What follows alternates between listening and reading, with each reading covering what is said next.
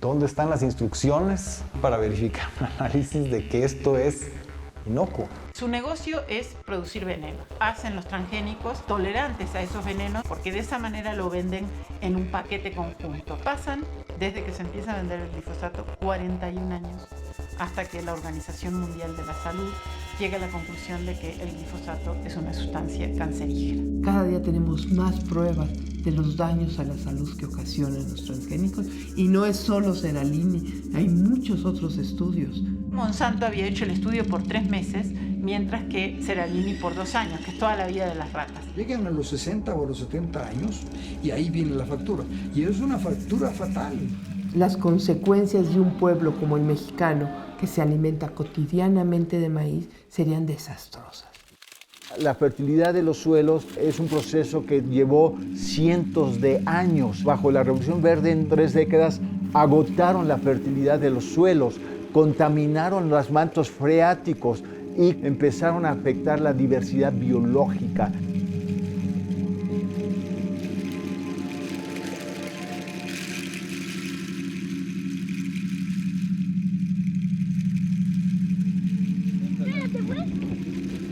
Me acuerdo que cuando estaba chiquillo, estaba morrito de 6, 7, 8 años, como en los 67, 68 aproximadamente, o a lo mejor un poquito antes, empezó a aumentar año con año, temporada con temporada, la aplicación de fertilizantes. En esos momentos los campesinos fueron perdiendo todo ese uso, todo ese aprovechamiento de los recursos naturales que da la tierra y lo fueron convirtiendo en aplicación de agroquímicos. Va a llegar un momento en que ni utilizando todos los fertilizantes químicos, que cada vez exige más la tierra para ser productiva, va a ser rentable. Y quieran o no, van a tener que regresar al orgánico, porque el orgánico es lo natural.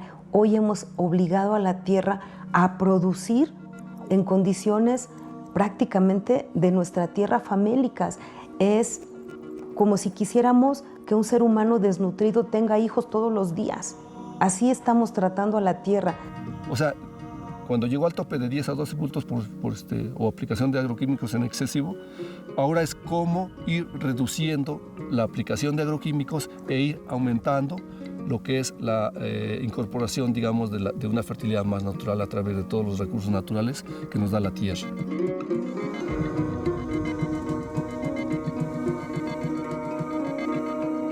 Mi primer curso que yo tomé de conservación de suelo y agua fue en 1985 y desde 1985 me empecé a integrar, digamos, al grupo de promotores, de campesinos experimentadores e innovadores.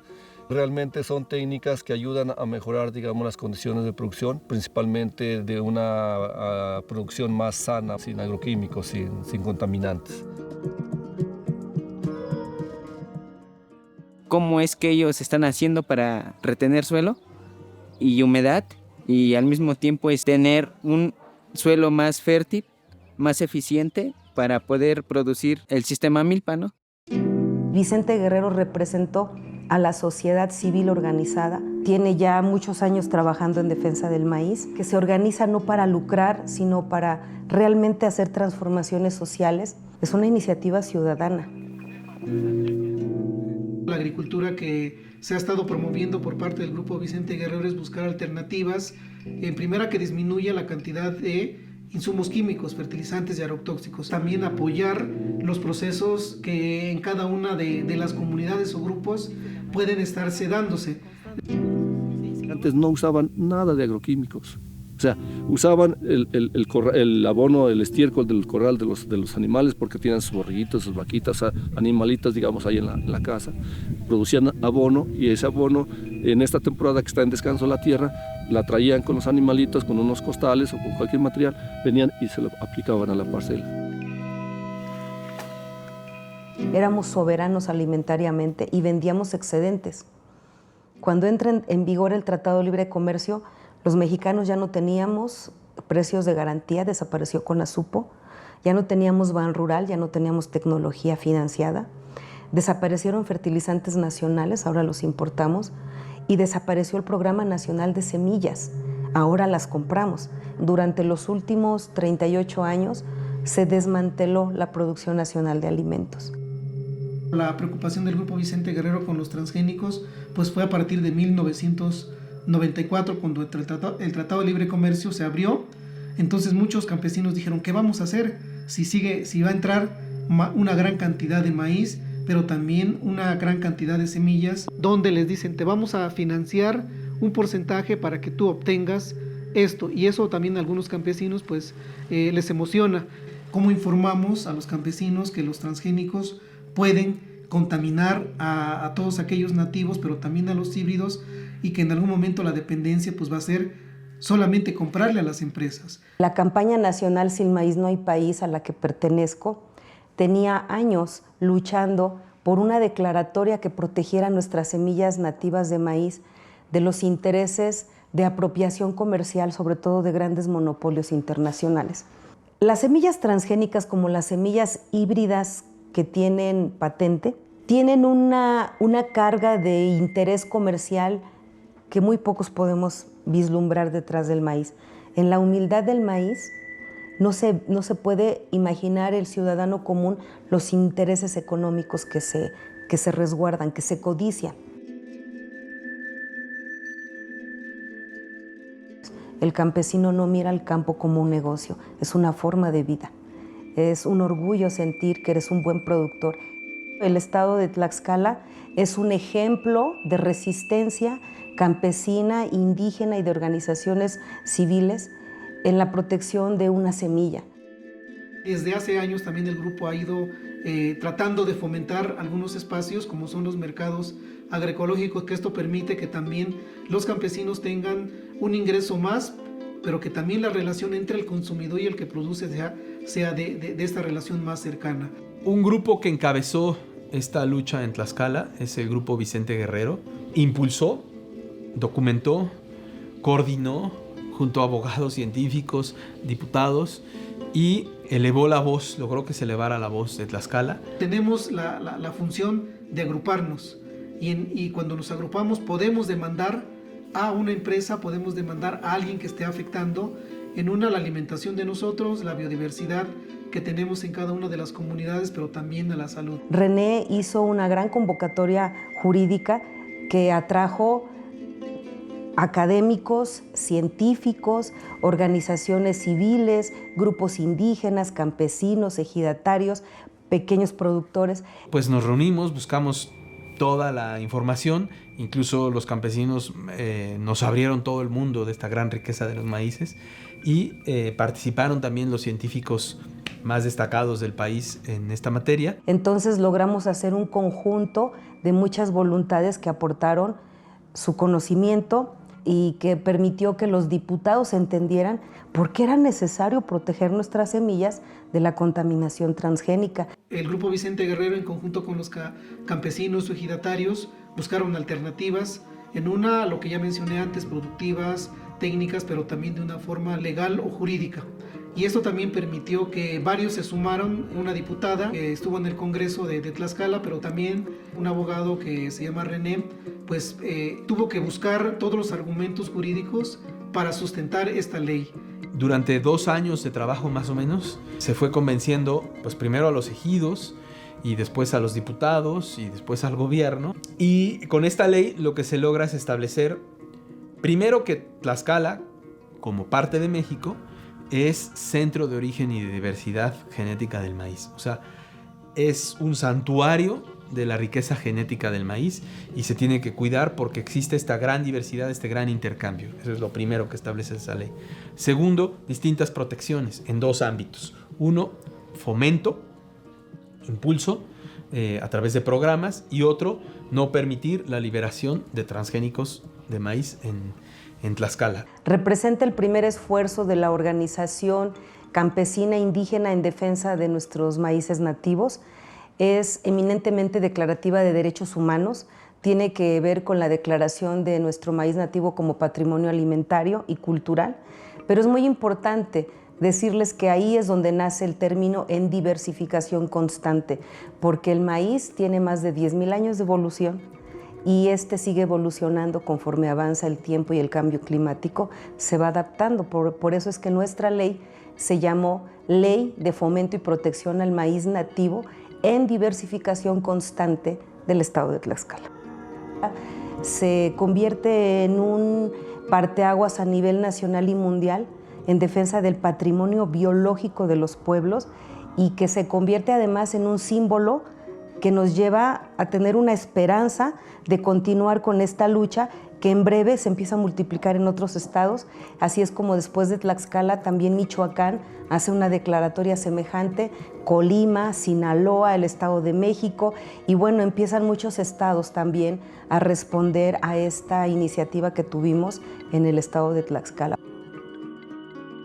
A través de sus ferias, de su intercambio, de su capacitación, del boca a boca, pero también de la organización, de la lucha, de manifestarse en la calle, de aprender, de seminarios, foros, o sea, crear la visibilización de la gran riqueza que son los maíces.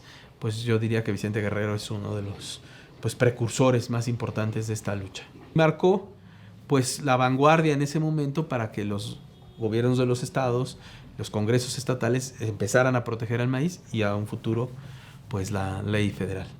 Nosotros al llegar al gobierno con el proyecto de lo que ya era la ley de fomento y protección de Tlaxcala, lo llevamos a lo federal, ampliamos las mesas de análisis y discusión y rápido aprobarla en Cámara de Diputados para que se convirtiera en un decreto. Entonces la ley de fomento y protección, la ley federal de fomento y protección al maíz nativo es una declaratoria de derechos humanos que nos posiciona para que en estos momentos que hay una gran disputa por el maíz, en las mesas del TEMEC o del nuevo Tratado de Libre Comercio, nosotros tengamos con qué defender que las semillas de maíz mexicano está protegido por el principio de precaución y que es un derecho humano a nuestra alimentación y a nuestra cultura. La disputa es una lucha de largo aliento. No hemos ganado, no hemos ganado, pero bueno, en Tlaxcala está el Grupo Vicente Guerrero, han formado un ARIC con todos los ejidos, casi todos los ejidos del estado de Tlaxcala. Ya hay ferias por todos lados. Es la disputa.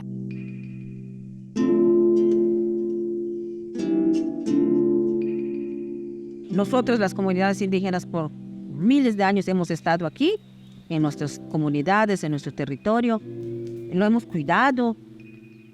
El monte, los animales. En prácticamente unos 2 años eso se está acabando.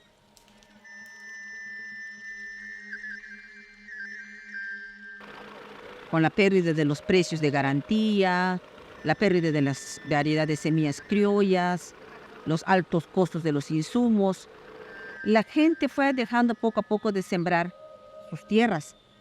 Entonces esas tierras empezaron a ser rentadas, empezaron a ser acaparadas por empresarios.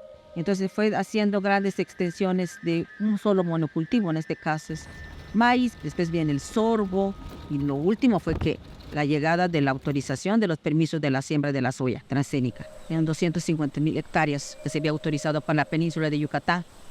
Eso fue lo que al final, como que vino a darnos un golpe más. La siembra de soya transgénica es incompatible, con partes esenciales del ejercicio cultural del propio pueblo maya. Es incompatible con una práctica histórica, tradicional, cultural muy importante que es la apicultura. Popelchen históricamente es un municipio apícola. Es una actividad que a nosotros por muchos años nos ha sustentado. Aquí la mayoría de la gente es agricultores, entonces son bellos de vida, son los que nos sustentan. La apicultura, en este caso, va a ser el primerito en ser más afectado por los transgénicos. Lo único que busca esta tecnología es hacer negocio. Y como nada más evalúan eso, como es su único objetivo, no evalúan, que daños colaterales. Y eso genera daños en objetivos no blancos. Por ejemplo, las abejas. La contaminación de los transgenes es de tal nivel que cuando las abejas liban o toman el polen de las flores de soya, se lo llevan a su colmena y generan su miel, llevan los transgenes. En la soya se expresan estos transgenes en todos sus tejidos, también en el polen, las abejas se alimentan de este polen y pueden empezar a acumular estas proteínas recombinantes y a lo mejor hasta los agrotóxicos que no queremos tener en la miel orgánica, por ejemplo, o en la miel mexicana, que era considerada de muy alta calidad y que hoy está siendo rechazada por algunos mercados europeos que por ningún motivo quieren ni transgénicos, ni glifosato y otros agrotóxicos en su dieta. El caso de polen de soya en miel es un caso bien interesante de los aspectos que impactan en actividades comerciales. Afortunadamente, no tuvo nada que ver con una cuestión de bioseguridad, sino con una cuestión de mercado, porque de hecho la soya genéticamente modificada que se autorizó su siembra en aquel entonces en algunas regiones de la península, está también autorizada para consumo humano y animal en la Comunidad Europea desde 1998. En Europa se desarrolló un juicio de un productor de miel en contra de la presencia de lo que tenían que ver con algunos granos de polen de material GM. Como mayas, hombres y mujeres, pues aquí nuestra lengua materna es maya. Entonces para nosotros fue muy difícil saber o entender qué es transgénico.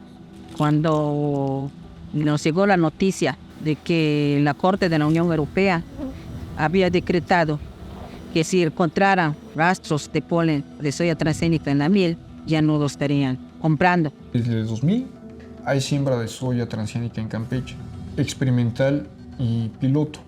O sea, esa muestra que salió positiva viene de una parcela experimental o piloto. Si con 12.000 inmediatamente sale el polen detectado, 60.000 digamos aquí en la península, pues se iba a inundar toda la miel de polen transgénico.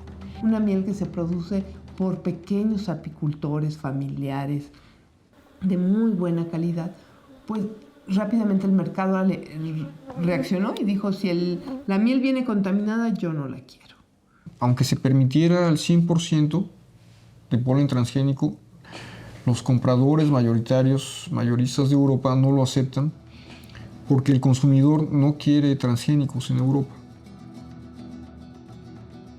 Hubo un momento que dijimos nosotros, vamos a hacer plantones, vamos a ir en la puerta del palacio, vamos a llevar las colmenas, vamos a abrir las colmenas, vamos a soltar a las abejas. Pero después pensamos, el colectivo, esas reuniones que teníamos, dijimos, no es conveniente. Vamos a hacer las cosas bien. Vamos a defender nuestros derechos por la vía legal.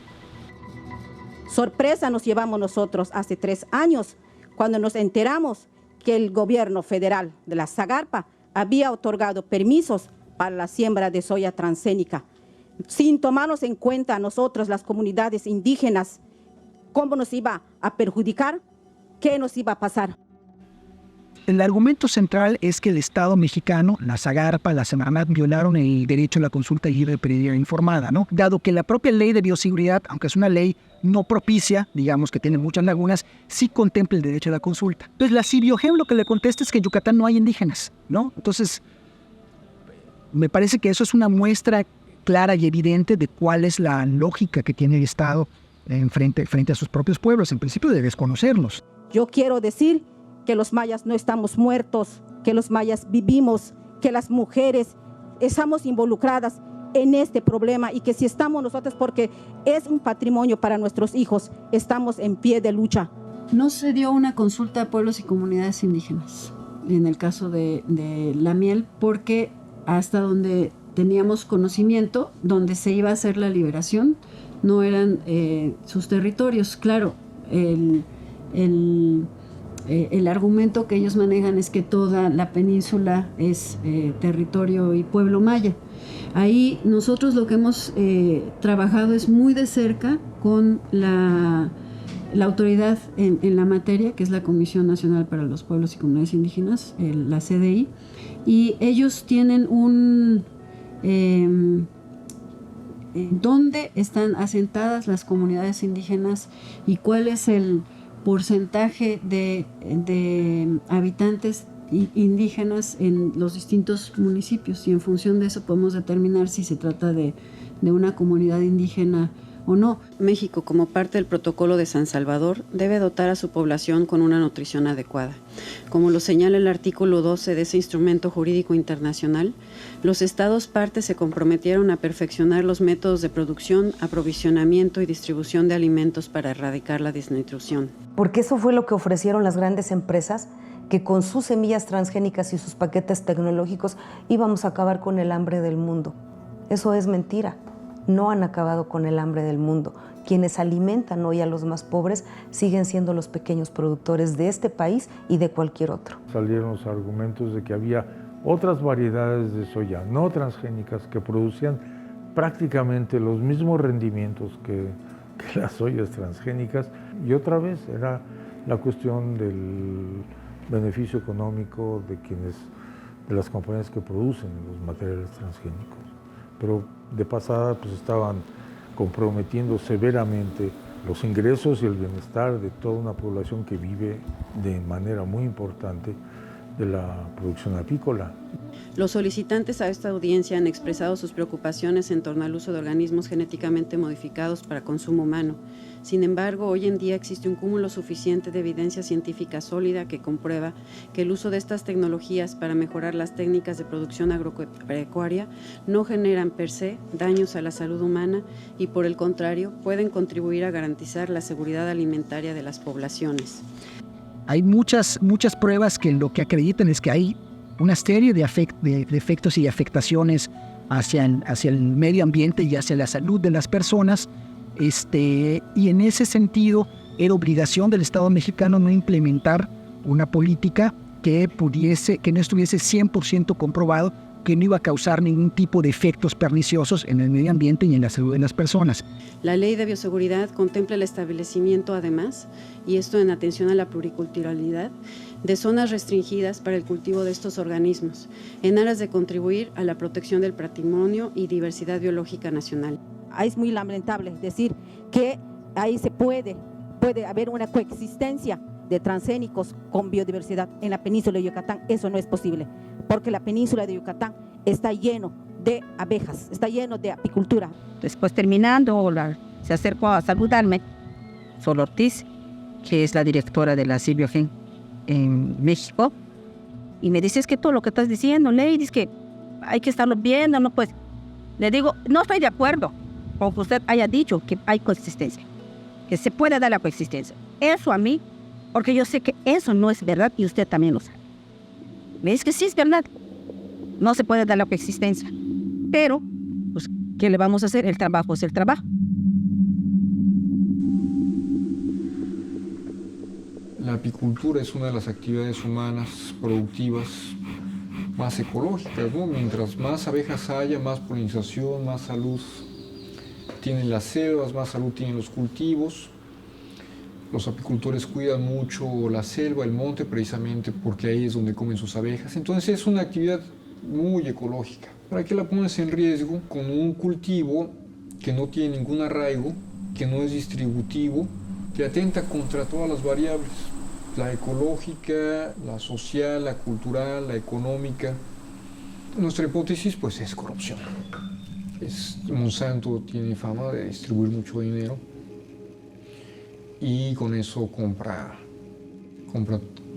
científicos, compra políticos, compra empresas, compra organizaciones, y es así como lubrica la penetración en los mercados en los diferentes países.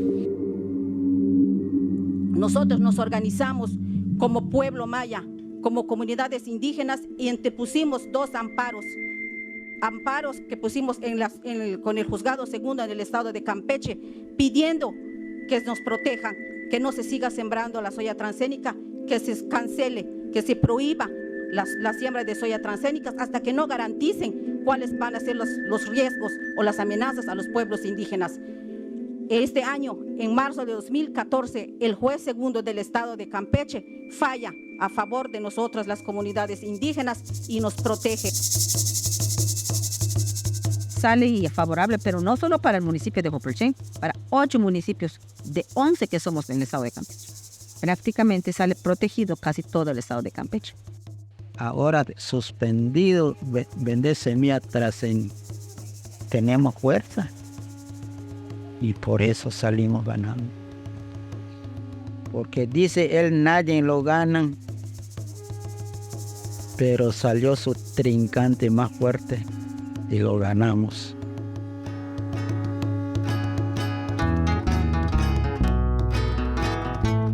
Nos empezaron a preguntar cómo es que nosotros las comunidades indígenas habíamos ganado un amparo a Monsanto que en la historia jamás se había podido lograr. Nosotros lo ganamos porque tenemos la razón. No hay posibilidades de éxito frente a este tipo de procesos que respaldan o que están respaldados por un modelo de desarrollo si el trabajo no es colectivo, ¿no? Es decir, me parece que la ventaja del MAOGM es que de un trabajo multidisciplinario en donde todos los aportes son importantísimos para poder denunciar, para poder construir las demandas, para poder hacer las visitas a los jueces, para poder hacer la difusión, para poder pararse en foros, para poder ir a la Comisión Interamericana de Derechos Humanos, en fin, una serie de acciones que van más allá estrictamente de lo legal. Nunca en la historia nos habían dicho que le había ganado a Monsanto. Nunca. Dos comunidades, un colectivo, un abogado, en este caso, Licenciado Jorge, contra los abogados de Monsanto. Históricamente, pues, le ganan, sí. Lo que está sucediendo con los hermanos de otros estados que están peleando por lo de la defensa del maíz y nosotros que estamos peleando por la defensa de la apicultura, es una relación muy similar. Es un patrimonio. Peleando por ese patrimonio, peleando por eso que nos ha sustentado por muchos años. Y yo creo que esta relación, esa alianza de las dos luchas, tanto los que estamos defendiendo el maíz como los que estamos defendiendo la apicultura, es nuestro patrimonio, ese conocimiento es de nosotros, entonces, ¿por qué nos lo están arrebatando, no?